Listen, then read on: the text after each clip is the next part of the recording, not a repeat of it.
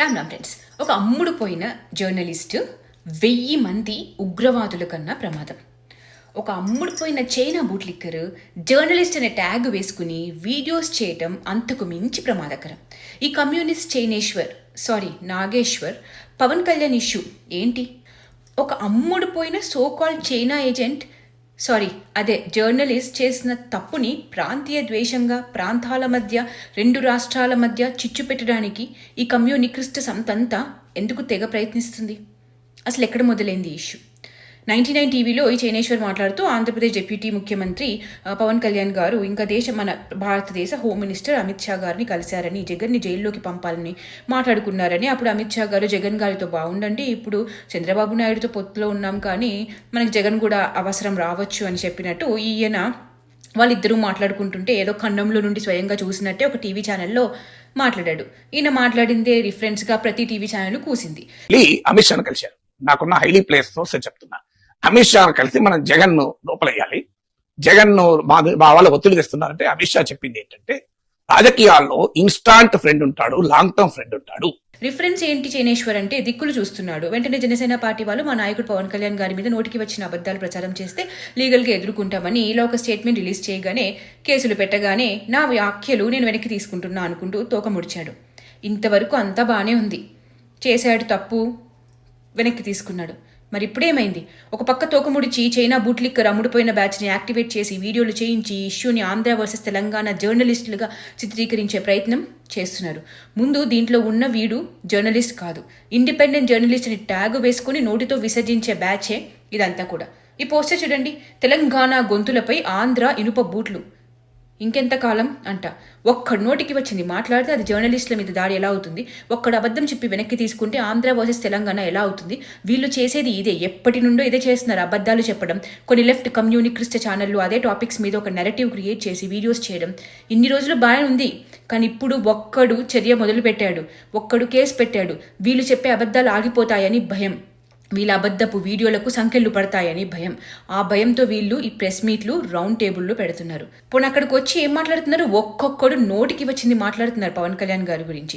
ఇది round table conference కాదు, పవన్ కళ్యాణ్ మీద తిట్ల కాన్ఫరెన్స్ అని పెట్టుకోవాల్సింది. నోటికి వచ్చింది రిఫరెన్స్ లేకుండా తప్పు మాట్లాడేయాలి. ఇప్పుడు కూర్చొని తిట్టిస్తున్నారా? ఇంత దిగజారుడు రాజకీయ భాష. We will die, but we will not give up our right to free speech అన్నది మా మాట. 20 ఏళ్లుగా ఆంధ్ర రాజకీయాలు, ఆంధ్ర పార్టీలు, ఆంధ్ర నేతలపై విమర్శలు, విశ్లేషణలు చేస్తూ వీడియోలు చేసి డబ్బులు సంపాదించి ఇప్పుడు హఠాత్తుగా ఆంధ్ర ఇనుప బూట్లు అంటూ మొత్తం ప్రాంతాన్ని టార్గెట్ చేయడం సిగ్గుచేటు కాదా? మీరు ఏ పార్టీ అయినా ఏ నేతపై అయినా ప్రతిరోజు విమర్శలు చేసుకోవచ్చు, కానీ మీ వ్యాఖ్యలను సోషల్ మీడియాలో ప్రశ్నిస్తే మాత్రం ఫ్రీడమ్ ఆఫ్ స్పీచ్ అంటున్నారా? మీ దగ్గర ఆధారం లేకుండానే ఆరోపణలు చేయడం ఫ్రీడమ్ ఆఫ్ ఎక్స్ప్రెషన్ అయితే, మిమ్మల్ని వైసీపీ పేటీఎం బ్యాచ్ అనుకోవడం వాళ్ళది అదే ఫ్రీడమ్ కదా. మీరు నోటికి వచ్చింది మాట్లాడినా ఏం మాట్లాడద్దు అంటే తెలంగాణలో ఉండి తెలంగాణ కోసం మాత్రమే మాట్లాడండి, ఆంధ్ర గురించి ఎందుకు మాట్లాడుతున్నారు? మాట్లాడకండి. నోటికి వచ్చింది మాట్లాడితే చర్యలు తీసుకుంటే ప్రాంతీయత తీసుకురావద్దు. No, we Telanganites don't support this left China bootlickers. No, we don't support this paid ganjayi మొక్కస్.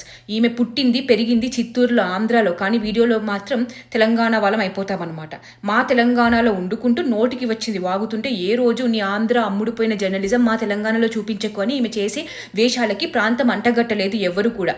ఇదిగో ప్రముఖ జర్నలిస్ట్ పంచుకున్న పోస్ట్ ఇది. నేను తెలంగాణ ఉద్యమంలో యాక్టివ్గా ఉన్న రోజుల్లో ప్రత్యేక రాష్ట్ర ఆకాంక్షను బలంగా చాటుతూ చర్చలు చేస్తున్న టైంలో నాతోనే కలిసి ఉంటూ ఎన్నడూ ఉద్యమానికి మద్దతే పలుకని నాడు ఒక్కసారి జై తెలంగాణ అనని మా చిత్తూరు గంజాయి మొక్కను అట్లా పక్కన కూర్చోబెట్టుకుని ఆంధ్ర గురించి మాట్లాడుతున్నారేంటి ఆమె ఆంధ్ర ఆమె అని. సగానికి పైన ఈ రౌండ్ టేబుల్లో కూర్చున్న వాళ్ళంతా ఆంధ్ర వాళ్ళే వచ్చి ఇక్కడ కుంపటి పెట్టడానికి ట్రయింగ్. తెలంగాణ బిడ్డగా ఈ చైనేశ్వర్ చేసింది తప్పు అని చెప్పే ధైర్యం నాకుంది. కనీసం కన్ఫర్మ్ చేసుకోకుండా మాట్లాడటమేనా జర్నలిజం అంటే? Don't use Telangana name or sentiment for your personal agendas and gains.